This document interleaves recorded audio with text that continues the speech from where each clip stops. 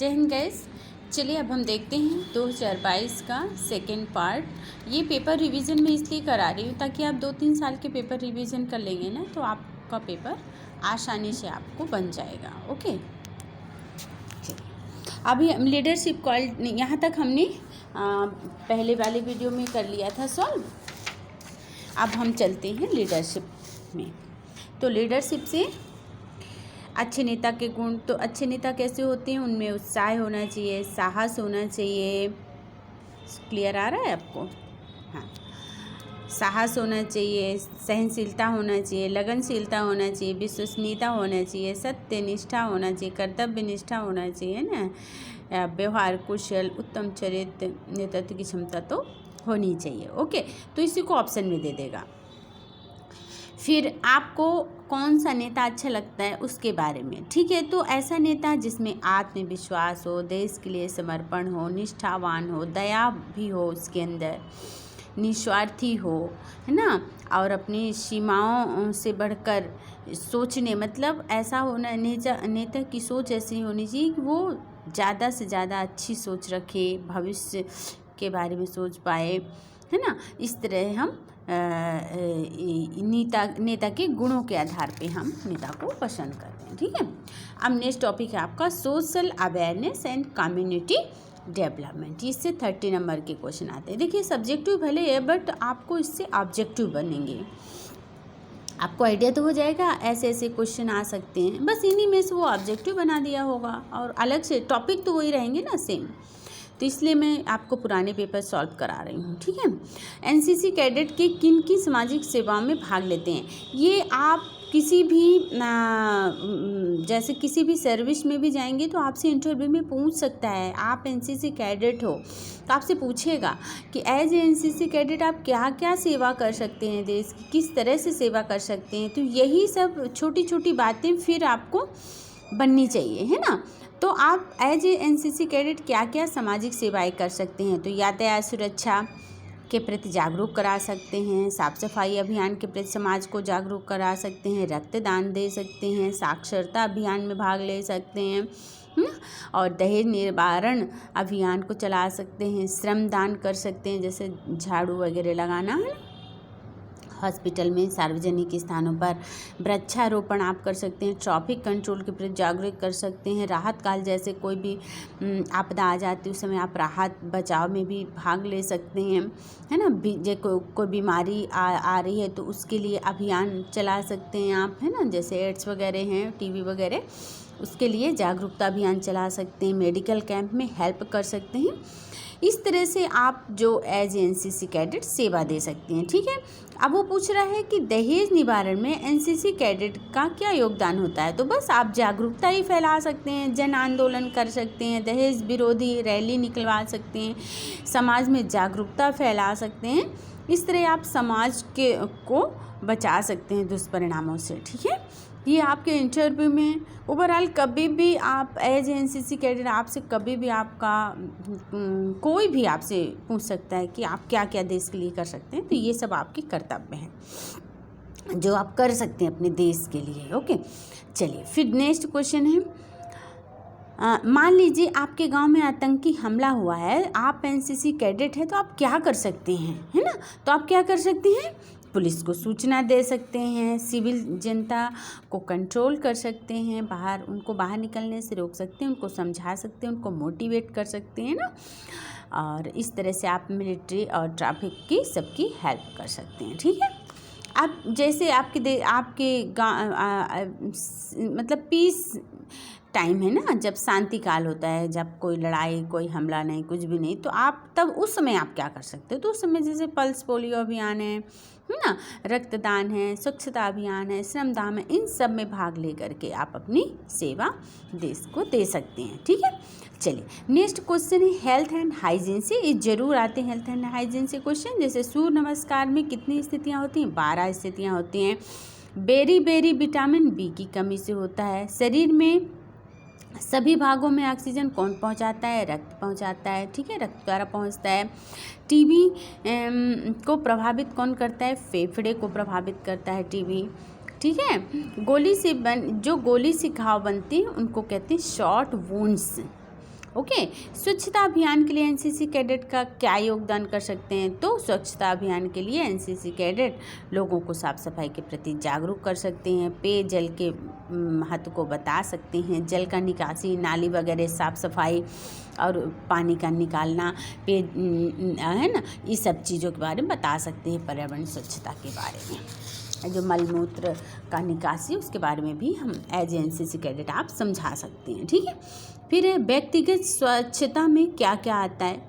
जो personal hygiene होता है उसमें आपके नाखून साफ़ होना चाहिए, आपके शरीर की, है ना, शरीर एवं त्वचा की साफ़ सफाई, दांतों की साफ़ सफाई, नाखूनों की साफ़ सफाई, बालों की सफाई, वस्त्रों की सफाई, ये सब पर्सनल हाइजीन में आता है। ठीक है। पानी साफ़ करने के कितने तरीके? तो आजकल तो सबसे पहला तो आरओ हो गया। आरओ नहीं तो आप क्लोरीन का गोली डाल सकते हो, फिटकरी से पानी को साफ़ कर सकते हो और पानी को बॉईल कर सकते हो, छान सकते हो। ये सारी विधियाँ जो हैं पानी को क्लीन करने के लिए। इसके बाद है डिजास्टर मैनेजमेंट को आप कैसे कर सकते हो, है ना। डिजास्टर मैनेजमेंट जैसे कि आग लग गई है तो आप कैसे उसमें कौन कौन से टूल उपयोग किए जाते हैं? तो कौन कौन से किए जाते हैं? वेलवा, सोडा अम्ल, है ना, कुल्हाड़ी, CO2 जो होती है ना, CO2 कार्बन डाइऑक्साइड, शुष्क रसायन, फायर मीटर, हुक क्लस्टर, बाल्टी, CTC, पानी व रेत, मोटे कंबल, ये सब चीज़ों से हम आग को कंट्रोल कर सकते हैं। ठीक है। इसके बाद है वायु प्रदूषण का जीवन में क्या प्रभाव पड़ता है? वायु प्रदूषण को बहुत बड़ा प्रभाव पड़ता है भाई, है। सबसे पहले तो आपकी आँखों में जलन हो जाती है, क्लीन आने लगे, हाँ, आँखों में जलन, सिर में दर्द, फेफड़ों का रोग, कैंसर, अस्थमा, ये सब कैसे होती है? वायु प्रदूषण से होती है। चलिए अब हम नेक्स्ट टॉपिक देखते हैं, ऑब्स्टिकल ट्रेनिंग। जब आप B और C सर्टिफिकेट में जाओगे ना पढ़ने तो ऑब्स्टिकल ट्रेनिंग आपको दिया जाएगा, आपको पढ़ाया जाएगा। ठीक है। तो ऑब्स्टिकल ट्रेनिंग जब आप करते हैं तो क्या क्या प्रशिक्षण, एज एनसीसी कैडेट आपको क्या क्या प्रशिक्षण दिया जाता है? ड्रिल कराया जाता है, वेपन ट्रेनिंग कराया जाता है, आपको मैप रीडिंग कराया जाता है, फील्ड क्राफ्ट, बैटल क्रिप्ट की ट्रेनिंग दी जाती है और कंपास, मैप रीडिंग वाला जो कंपास होता है उसके बारे में आपको जानकारी दी जाती है। ठीक है। ये आपको पता होनी चाहिए। अब सबसे इंटरेस्टिंग टॉपिक है एडवेंचर। एडवेंचर वो होते हैं जो साहसिक गतिविधियाँ होती हैं, है ना, जैसे रोप पे चढ़ना, पहाड़, माउंटेनियरिंग करना, ये सब साहसिक गतिविधियाँ हैं। पहाड़ों पे चढ़ना, है ना, घूमना, तो ये माउंटेनियरिंग है। तो इसमें साहसिक गतिविधियों का उद्देश्य क्या है? देखो, आपका साहसिक गतिविधि का उद्देश्य आपके अंदर आत्मविश्वास करना। ऐसे कोई जनरल पर्सन तो रोप पे नहीं चढ़ सकता ना ऊपर, या तो पहाड़ों पे नहीं चढ़ सकता। जिसमें आत्मविश्वास होगा वही चढ़ सकता है ना। ये कठिन परिस्थितियाँ होती हैं, कठिन कार्य होते हैं, साहसिक गतिविधियाँ होती हैं। तो आपके अंदर आत्मविश्वास जगाने के लिए, ना, साहसिक क्रियाकलाप के प्रति जागृत किया जाता है आपको, ना। कैडेट को साहसिक प्रशिक्षण आत्मविश्वास पैदा करने के लिए दिया जाता है, लक्ष्य को प्राप्त करने के लिए दिया जाता है, जोखिम उठाकर क्षमता का विकास किया जाता है। कैडेट को साहस और सहवर्ग की भावना उनमें दी जाती है, भरी जाती है। कैडेट में नेतृत्व का गुणों का विकास होता है। ठीक है। ट्रेनिंग कैंप के उद्देश्य क्या है? ट्रेनिंग कैंप के उद्देश्य आपको हमने बताया ना कि आत्मविश्वास, आत्मनिर्भर, कैडेट में देश प्रेम की भावना का विकास करना, भाईचारा, संस्कृतियों का आदान प्रदान। जब आप कैडेट कैंप में जाते हो ना तो सभी वर्ग के लोग आते हैं, हिंदू, मुस्लिम, सिख, ईसाई, सब के साथ मिल बैठ के खाना, उनकी संस्कृति को समझना। फिर कल्चरल प्रोग्राम होता है, उससे उनकी संस्कृति, सब एक दूसरे की संस्कृति को देखते हैं और सीखते हैं, है। ये सारी गतिविधियाँ आपको सिखाई जाती हैं। एनसीसी कैडेट का आत्मविश्वास बढ़ाने के लिए कौन कौन से कैंप कराए जाते हैं? CATC जो आपका एनुअल कैंप होता है, हर साल होता है जो, और ATC, NIC, ट्रैकिंग, माउंटेनियरिंग, है ना, RDC, TSC, YAP, ये सारे कैंप आपको कराए जाते हैं। चलिए अब हम चलते हैं आर्म फोर्सेज की ओर। ये एक बहुत अच्छा टॉपिक है, इससे 25 मार्क्स के क्वेश्चन आते हैं। ठीक है। तो इसमें आपसे पूछा जा सकता है कि DGNCC का नाम क्या है प्रेजेंट में, या ईयर दिया जा सकता है, या आपसे प्रेजेंट में ADG का नाम पूछा जा सकता है। कुछ भी आपसे जो आर्मी से रिलेटेड क्वेश्चन है वो आपसे पूछे जा सकते हैं ना। जैसे अभी ये पूछ लिया, एक बटालियन में कितनी कंपनी होती है, तो 6 कंपनी होती हैं, alpha, bravo, charlie, delta, sports, headquarters. Okay, चलिए अब नेक्स्ट देखते हैं कि एक सेक्शन की नफरी वह सेक्शन कमांडर के रैंक लिखिए, ठीक है ना। तो एक सेक्शन में कितने जवान होते हैं, 10 जवान होते हैं। और सेक्शन कमांडर किस रैंक का होता है, हवलदार रैंक का होता है, ठीक है।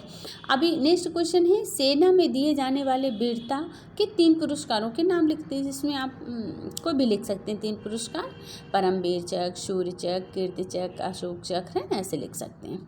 फिर है कि किन्हीं 5 अधिकारी के रैंकों के नाम लिखिए। आपको पता होना चाहिए कि अधिकारी रैंक के नाम क्या हैं, lieutenant, captain, major, colonel, lieutenant colonel, है ना, ये अफसरों के रैंकों के नाम है, ठीक है। इसके बाद पूछा है किन्हीं तीन भारतीय मिसाइलों के नाम, तो अग्नि, पृथ्वी और आकाश। फिर पूछता है भारतीय सेना को कितने भागों में बांटा गया है, 3 भागों में बांटा गया है, जल, थल और वायुसेना। अब आपका आ गया है मैप रीडिंग। मैप रीडिंग से आप ए सर्टिफिकेट के हो तो आपसे सबसे पहले वो जो कंपास होता है उसके हिस्से पुर्जों के नाम पूछता है। तो आपने कंपास तो देखा ही, नहीं देखा तो मेरी वीडियो में जाके आप देख लें। तो सबसे पहले है टंग, okay, tongue notch, lead, direction mark, glass, dial, thumb ring, prism, screw, hair line, ये कंपास के हिस्से पुर्जों के नाम जरूर पूछता है। वो अभी इस बार ऐसे लिखने के लिए नहीं देगा, तो ऑप्शनल में पूछेगा, ओके। फिर है मानचित्र कितने प्रकार के होते हैं, मानचित्र कितने प्रकार के होते हैं, 6 प्रकार के, प्राकृतिक, राजनैतिक, आर्थिक, ऐतिहासिक, सांख्यिकी और सैनिक मानचित्र। अब आपसे पूछ लेगा कि निम्न में से संकेतिक चिन्ह, मंदिर का संकेतिक चिन्ह क्या है, मस्जिद का क्या है, मकबरा का क्या है, तो आप इसके लिए मेरे पिछले वीडियो में जाके देख सकते हैं, ठीक है। फिर है फील्ड क्राफ्ट और बैटल क्राफ्ट से क्वेश्चन कैसे आते हैं, आप देखें। दूरी का अनुमान लगाने के तरीके, तो माप की इकाई द्वारा, उपस्थिति द्वारा, खंड औसत द्वारा, कुजी रेंज द्वारा, सेक्शन एवरेज द्वारा, ब्रैकेटिंग द्वारा हम फील्ड क्राफ्ट और बैटल क्राफ्ट को की दूरी का माप कर सकते हैं, दूरी का पता लगा सकते हैं। सेक्शन फॉर्मेशन कितने प्रकार के होते हैं, तो मैंने वीडियो में आप जाके प्लीज़ देखें, 6 प्रकार के होते हैं। Single file formation, spare head formation, arrow head formation, diamond formation और एक्सटेंडेड फार्मेशन, 6 प्रकार के होते हैं, ठीक है। एक हाथ से कितनी डिग्री की नाप की जा सकती है, तो 1 डिग्री से लेकर के 19 डिग्री तक की नाप हम एक हाथ से करा सकते हैं। ये भी, इसका भी मैंने वीडियो बनाया है, आपको बाकायदे डिग्री बताई है कि इस फिंगर से इस फिंगर तक में कितनी डिग्री होगी, तो प्लीज़ आप जाके मेरे वीडियो में देखें। फिर आड़ कितने प्रकार होते हैं, आड़ के 2 प्रकार होते हैं, कुदरती और बनावटी, है ना, तो इसको भी आप मेरे वीडियो में देख सकते हैं। ज़मीन के विभिन्न प्रकार है ना, तो टूटी फूटी ज़मीन, समतल ज़मीन, ऊंची ज़मीन और मृत ज़मीन, 4 प्रकार की ज़मीन होती है। इसके बाद हम देखते हैं मिलिट्री हिस्ट्री, ये बहुत इंपॉर्टेंट है, इसे क्वेश्चन हमेशा आता है, तो आप ज़रूर देख लीजिए। ऑप्शनल वाला क्वेश्चन है इस बार, तो ज़रूर आएगा। तो आज़ादी के बाद भारतीय सेनाओं ने किन सैनिक अभियानों में भाग लिया, ठीक है, आज़ादी के बाद, तो कौन सा 1947 में कौन सा अभियान हुआ था, कश्मीर अभियान हुआ था, जिसमें भारत ने भाग लिया था, है ना। फिर भारत चीन युद्ध हुआ 1962 में, फिर भारत पाकिस्तान युद्ध हुआ 1965 में, फिर भारत पाकिस्तान युद्ध हुआ 1971 में, फिर कारगिल युद्ध हुआ 1999 में, फिर ऑपरेशन पराक्रम हुआ 2001 में, ठीक है। तो इस तरह से आपको ये याद रखने हैं, क्योंकि ये एग्ज़ाम में ऑप्शनल के रूप में पूछेगा आपसे। फिर सन 1971 के युद्ध पर संक्षिप्त टिप्पणी, थोड़ा सा इसमें लिखना है कि इसमें क्या हुआ था, तो आप सब्जेक्ट तो आएगा नहीं, फिर भी आपको पता होना चाहिए, ऑब्जेक्ट में पूछा जा सकता है, तो मैं थोड़ा सा पढ़ के आपको बता देती हूँ कि यह युद्ध भारत और पाकिस्तान के बीच हुआ था, जो कि 1971 में हुआ था, जिसमें भारत विजयी हुआ था और पूर्वी पाकिस्तान से जो